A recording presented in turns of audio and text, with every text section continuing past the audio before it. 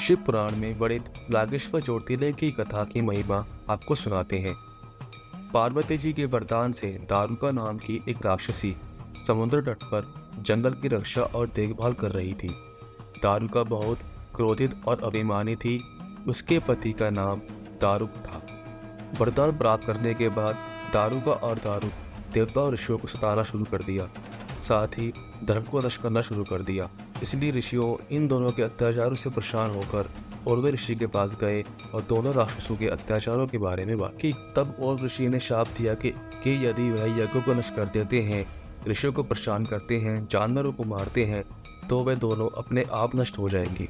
और ऋषि का श्राप लेकर देवतागण ने उन दोनों पर आक्रमण कर दिया। दारुका और दारुक को और ऋषि के श्राप का पता चल गया था, इसलिए वे देवताओं से युद्ध नहीं कर सकते थे।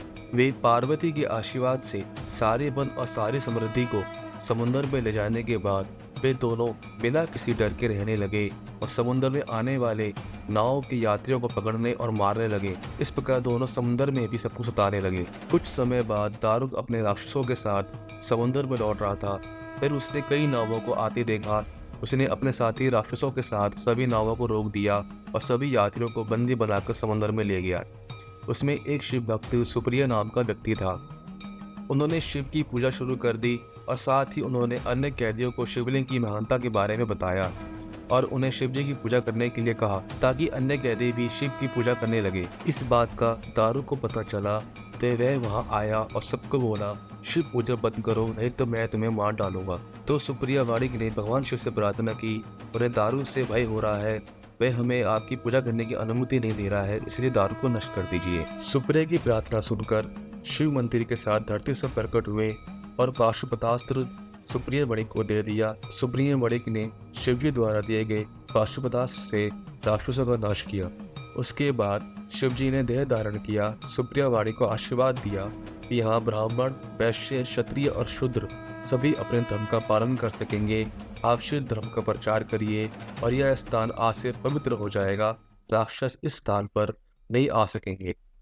इस तरफ दारुका राक्षसी ने देवी पार्वती जी का स्मरण किया और अपने वंश की रक्षा करने का अनुरोध किया। दारुका के अनुरोध पर पार्वती जी ने शिवजी से कहा, नाथ, इस युग के अंत में आपका यह वरदान सत्य होगा। मुझे इस सत्य को पूरा करने दो, क्योंकि दारुका मेरी ही शक्ति है। इस वन में राक्षसों द्वारा उत्पन्न पुत्रों को रहने दो, मेरा यह वचन सिद्ध करो। शिवजी ने पार्वती की इच्छा पूरी की और कहा, ठीक है, अपनी इच्छा पूरी करो और मैं भी नागेश्वर ज्योतिर्लिंग के रूप में ही रहूंगा। कल युग के अंत में महासेन का पुत्र मेरा परम भक्त होगा। फिर शिव और पार्वती ज्योतिर्लिंग के रूप में नागेश्वर और नागेश्वरी के रूप में जाने गए।